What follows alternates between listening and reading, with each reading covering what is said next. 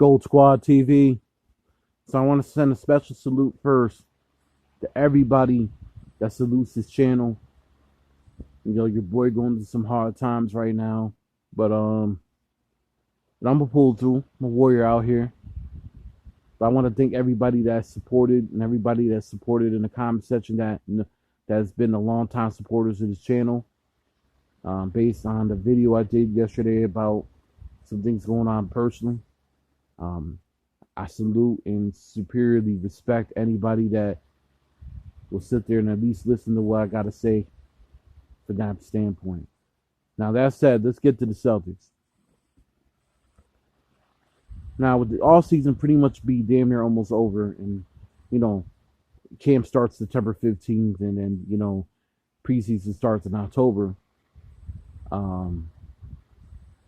We pretty much are a solidified roster now, the Celtics, man. So, I'm asking you guys, man, where do you grade Brad Stevens as a GM so far? And has he passed Danny Ainge based on the job Danny Ainge has done the last 2 years? So let me explain what Danny's done in the 2 years. So we're talking 2019 till he last year, which was last year, versus what Brad has done this summer, right? Now, I want to just say this before anything. It's still yet to be seen if any of these moves that Brad has done will help the team. I think they will, but that's just my opinion.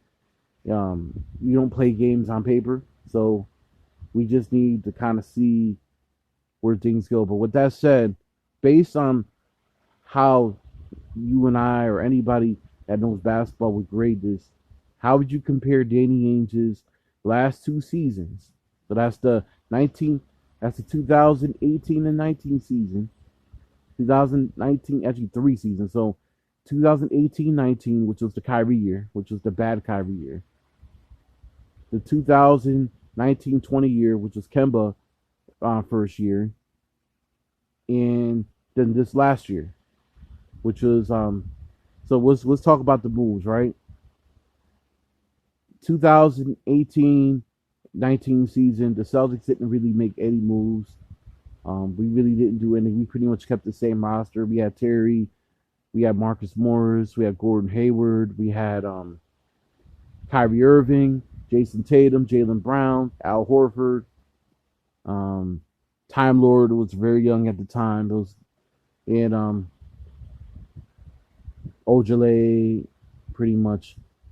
And the team went 49-34. Were a second round exit in embarrassing fashion. Then 2019 offseason, which was the year the Raptors won the title. Kyrie Irving went to Brooklyn. Kemba Walker left Charlotte to play for the Celtics. He signed that 4-year, $141 million deal. We let Al Horford walk, who signed a 4-year, $109 million deal with Philly at that time. We signed Enes Kanter that off season. And we had guys like Daniel Tice, Marcus Smart, Jaylen Brown, Jason Tatum. Jaylen Brown ended up getting an extension. Jason Tatum still wasn't extendable yet. Gordon Hayward was in his last year. And we let guys like Marcus Morris go.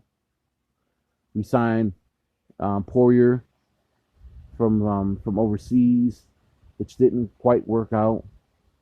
We had Brad Wanamaker. We had Ojale, obviously. And we also had the rookies. We had Carsen Edwards, who was drafted by Philly but traded to Boston. Second round guy. Grant Williams, who was our pick in the draft. We traded the Diebel pick for him, which the hindsight looks horrible. And Romeo Langford, who really hasn't done anything in the league in his 2 years of significance, despite injuries. And you look at a guy like Trey Waters and Taco Fall, who was undrafted. Those guys didn't really do anything. Celtics, obviously the season was cut short due to COVID, but we were 4th in the East that year. We went to the conference finals. Actually, we were third in the. Excuse me, we were third in the East that year, record-wise. We went to the Eastern Conference Finals, lost to the Miami Heat in 6 games, and then the offseason came. Obviously, Kemba wasn't Kemba with the knee injury, so he didn't play the first half of last season, at least the first 11 games of last season, when he got that injection into his knee. We signed Tristan Thompson. We signed Jeff Teague. We drafted Peyton Pritchard. We drafted Aaron Naismith. We still had Tice. We still had Daniel Tice. We had Time Lord. We had Tatum. We had Brown. Kemba. Marcus. And Ojale. Guys like Ojale. Grant Williams was getting more playing time.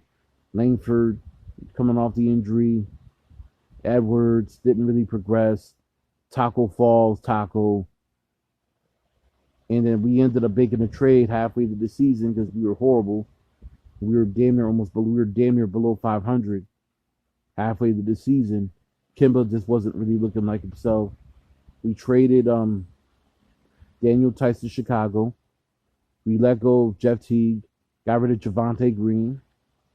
Ended up getting Evan Fournier in a trade exception with the Gordon Hayward trade exception. And then we proceeded to suck pretty much towards the end of the season, despite maybe a couple winning streaks. Ended up finishing 7th after Jaylen Brown ended up getting injured, and missing the rest of the season. And Tristan Thompson was practically useless. Tyson's already off the team, obviously. Time Lord was playing well, but couldn't stay healthy. And then at the end of the day, it just ended up being a big clusterfuck. So let's talk about this season, this off season, right? We traded for Al Horford. That was the first deal. We traded Kemba for Al Horford. I think that's a fair deal. We had Moses Brown. We ended up trading Moses Brown because he wasn't going to get playing time. We traded Moses Brown for Josh Richardson. We also traded Tristan Thompson to Sacramento on a 3-team deal, which ended up getting us Bruno Fernando and Chris Dunn, who we eventually ended up dealing Chris Dunn for Jauncho Hernangomez in another trade. We drafted a kid. We drafted a kid who was a drafted stash.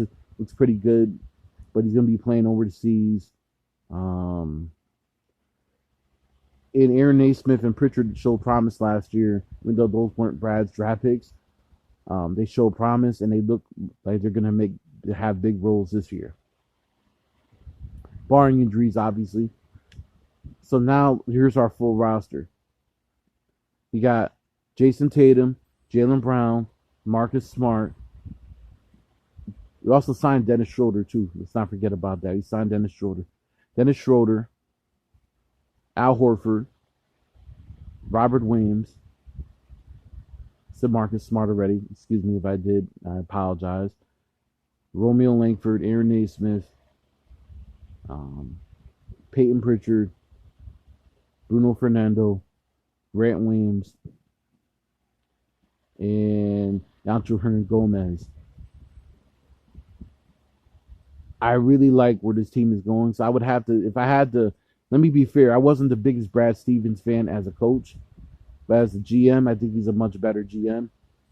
So do I think right now everything's on paper, but right now, based on paper, I think Brad Stevens is clearly outdone Danny Ainge based on the last 2.5 seasons. With the deals he's made. The good thing about Brad is that Brad made deals for now, but he also made deals for the future, but didn't risk the farm to do it. You know what I mean? So it's going to be interesting to see. But I would have to say right now his off season, I would give Brad Stevens a B minus. And that's not a bad grade. A B minus is cool. But I would have to give Danny Ainge those last 2.5 years, um, especially those last. I would have to give Danny Ainge a D, like a D minus. Some of the moves Daniel came close to an F because of some of the moves he made. But I like what Brad has done. He stacked up our team with depth. We'll see now what we could do. Oh, by the way, too, he's also signed Kanter, so he's also on the roster as well. So, but anyway, let me know what you guys think on paper. Do you think Brad Stevens has had a better off season this season than Danny Ainge has had the last 2.5 off seasons or 3.5 off seasons? Gold Squad TV. Leave your comments down below. Leave a like, subscribe. Gold Squad TV.